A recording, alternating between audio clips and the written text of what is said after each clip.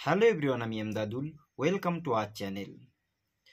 গত ফেব্রুয়ারি মাস থেকে তৃণমূল কংগ্রেসের বিভিন্ন লোকসভা, বিধানসভা, সেই সঙ্গে বিডিও বা পঞ্চায়েত এলাকাগুলোতে ভীষণ একটা রদবদল দেখা যাবে, যেটা মুখ্যমন্ত্রী মমতা বন্দ্যোপাধ্যায় পরিষ্কারভাবে জানিয়েছে। আগামী সরস্বতী পূজার পর থেকে তৃণমূল কংগ্রেসটাকে ঢালু আকারে সুন্দরভাবে সাজানো হবে। এই বিষয় নিয়ে অনেকেই চিন্তিত যে কিভাবে কি করবে।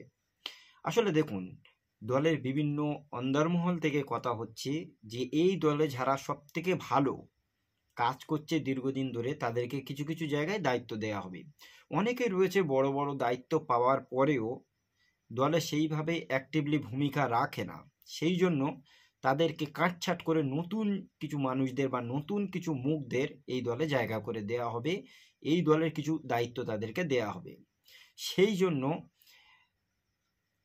তৃণমূল কংগ্রেসের সর্বভারতীয় যিনি সভাপতি রয়েছেন অভিষেক বন্দ্যোপাধ্যায় সহ মমতা ব্যানার্জি সমস্ত জন একসঙ্গে যোগাযোগ করে আলোচনা করেছে যে আগামী ফেব্রুয়ারি মাসে থেকে কিভাবে এবং কোন কোন জায়গায় থেকে কার নতুনভাবে পদ দেওয়া হবে, কোন জায়গায় কি করা যাবে, সেই সব বিষয় নিয়ে আলোচনা চলছে। সেই সাথে সাথে এলাকা ভিত্তিক বা পঞ্চায়েত ভিত্তিক, গ্রামসভা ভিত্তিক সুন্দরভাবে তথ্য নেওয়া হচ্ছে, যাদের খুব সুন্দর অ্যাক্টিভলি ভূমিকা রয়েছে এই পার্টির সঙ্গে অবশ্যই তাদেরকে দলে রাখবে। কারণ আমরা জানি আর মাত্র 1 বছর 2-3 মাস মতো বাকি রয়েছে বিধানসভা নির্বাচন আসতে, যে বিধানসভা নির্বাচনটা হবে খুব টাফ।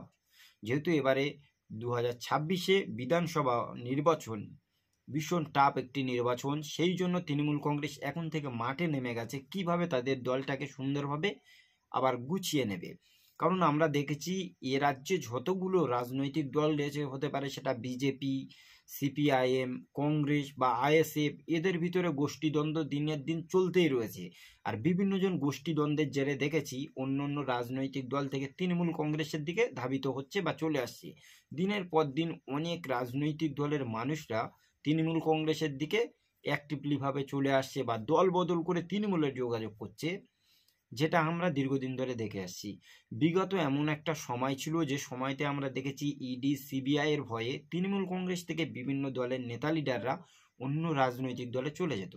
কিন্তু এমন একটা সিচুয়েশন এখন চলছে, অন্য রাজনৈতিক দলের নেতা লিডারগুলো তাদের দলের গোষ্ঠীদ্বন্দ্বের জেরে তৃণমূল কংগ্রেসের সঙ্গে যোগাযোগ করে দল বদল করে তৃণমূল কংগ্রেসের ভিতরে চলে আসছে। এরকম একটা সিচুয়েশনে তারা এখন একটা চিন্তা ভাবনা করছে যে কাদেরকে নতুনভাবে আবার ফেস করে আগামী 2026-এ বিধানসভা নির্বাচনে দাঁড় করানো যাবে। সেরকম ভাবে অনেক মানুষকে কাটছাট বাছাই করছে যে কিভাবে আমরা নতুনভাবে লোকসভা, বিধানসভা এবং সেই সঙ্গে সঙ্গে নতুনভাবে গ্রাম সভাগুলোকে সাজাতে পারি। আর সংগঠন সাজানোর জন্য তৃণমূল কংগ্রেসের যারা দায়িত্বে রয়েছে তারা একত্রিত বসে আলোচনা পর্যালোচনা করে এই বিষয়টা সিদ্ধান্ত করেছে আগামী ফেব্রুয়ারি মাস থেকে নতুন করে দলটাকে আবার সাজাবে।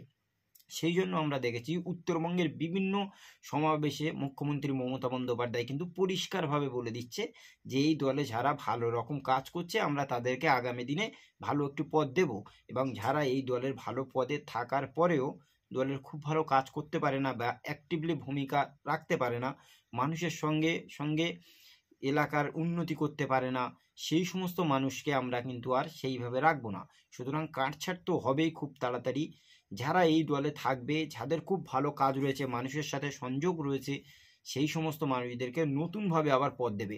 হতে পারে সেটা কোনো ছোট লেভেল থেকে বড় লেভেল, বিভিন্ন জায়গায় ঢালুয়াখালী এইভাবে প্রচার হবে। আগামী ফেব্রুয়ারি মাস থেকে কিন্তু এই কাজ করা তারা শুরু করে দেবে। সেই জায়গায় থেকে অনেকেই অনেক রকমভাবে ভীত সন্ত্রস্ত, এই যে দীর্ঘদিন ধরে কেউ একটা বড় পদ রেখেছিল কিন্তু সেইভাবে অ্যাক্টিভলি ভূমিকা তারা পালন করে না, সেই জন্য তার পদটা চলে যাওয়ার পরে হয়তো আমরা দেখতে পাবো অনেকে দলবদল হবে, অনেকেই বসে পড়বে, বিভিন্ন রকম কথা হবে। এরকম সিচুয়েশনের পরেও তারা চাইছে অ্যাক্টিভলি তার এলাকা থেকে বা এলাকা বিশেষ মানুষের কতটা গ্রহণযোগ্যতা সেই মানুষটার প্রতি আছে। যদি অ্যাক্টিভলি বড় পদ পাওয়ার পরে বা বড় পদ থাকার পরে মানুষের ভালো গ্রহণযোগ্যতা তার আছে, অবশ্যই সেই পদে থেকে আরো বড় পদও দিতে হতে পারে কারণ, আবার কারো সেই পদে রাখা হতে পারে। কিন্তু বড় পদ পাওয়ার পরেও যদি মানুষের সঙ্গে সংযোগ না রাখে, মানুষের সঙ্গে কানেক্ট না থাকে, ভালোভাবে এই জায়গাগুলো সংগঠন চাঙ্গা না হয়, তাহলে কিন্তু তাদেরকে অবশ্যই দল থেকে বাদ দেওয়া হবে। নতুন মুখকে বা নতুন ফেসকে আবার তাদেরকে দায়িত্ব দেওয়া হবে, যাতে ভালো করে আগামী 2026-এর বিধানসভা ভোটে ভালো রকম একটা কন্টেস্ট দিতে পারে। কারণ এবারে 2026-এর বিধানসভা ভোটটাই কিন্তু এই পশ্চিমবাংলার সব থেকে একটা টার্নিং পয়েন্ট হয়ে দাঁড়াবে। বিভিন্ন রাজনৈতিক দলের গোষ্ঠীদ্বন্দ্ব, বিভিন্ন রাজনৈতিক দলের নেতা কাঁতা, এই সমস্ত জিনিসগুলো তো দেখতে পাচ্ছি খেলনার ছলে চলছে। একে অপরের প্রতি কুৎসা, একে অপরের সঙ্গে গোষ্ঠীদ্বন্দ্বের জেরে বিভিন্ন রাজনৈতিক দল এই সময় দিশেহারা। সেই সমস্ত রাজনৈতিক দলের মানুষ যারা ভালোবাসত, তারা কিন্তু দিনের পর দিন দল বদল করে বর্তমান সময়ে তৃণমূল কংগ্রেসের দিকে ধাবিত হচ্ছে। সুতরাং আগামী ফেব্রুয়ারি মাস থেকে অবশ্যই আমাদের চোখ থাকবে যে তৃণমূল কংগ্রেসের দায়িত্ববান ব্যক্তিবর্গ কি করতে চাইছে, কাদেরকে দায়িত্ব দিচ্ছে, কাকে দিচ্ছে না, কোন জায়গাগুলো কিভাবে বদল করে নতুনভাবে ফেস এনে আবার তাদেরকে মাঠে নামিয়ে একটা শক্ত ঘাঁটি তৈরি করার চেষ্টা করছে।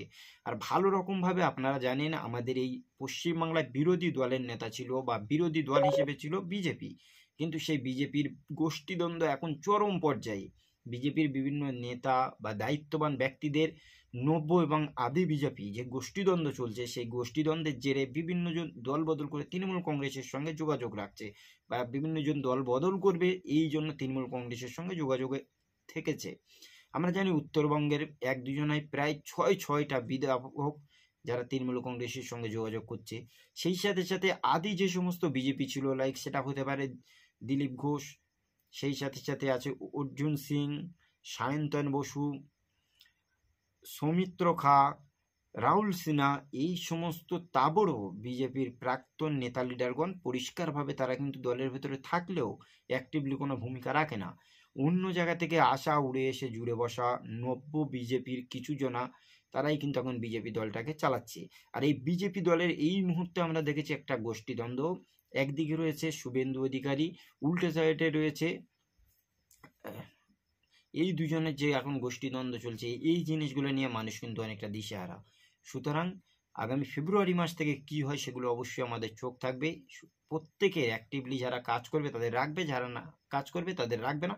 পরিষ্কার সমাবেশ থেকে মুর্শিদাবাদ, মালদা, সেই সঙ্গে সঙ্গে দক্ষিণ দিনাজপুর বা উত্তরবঙ্গের সমস্ত সমাবেশ থেকে পরিষ্কার এই কথা বলে দিয়েছে। আর সেই সঙ্গে সঙ্গে আগামী 2026-এ ভোটের জন্য কিন্তু তৃণমূল কংগ্রেস নতুনভাবে আবার একটি প্রকল্প শুরু করেছে, যেটা ছিল লক্ষ্মীর ভাণ্ডার। সেই লক্ষ্মীর ভাণ্ডারকে আবার তারা বৃদ্ধি করেছে, মানুষকে টাকা বেশি দেবে, এরকম একটা কথাও চলছে। আজকের মুখ্যমন্ত্রী মমতা বন্দ্যোপাধ্যায়ের কথাও আমরা সেটা শুনলাম।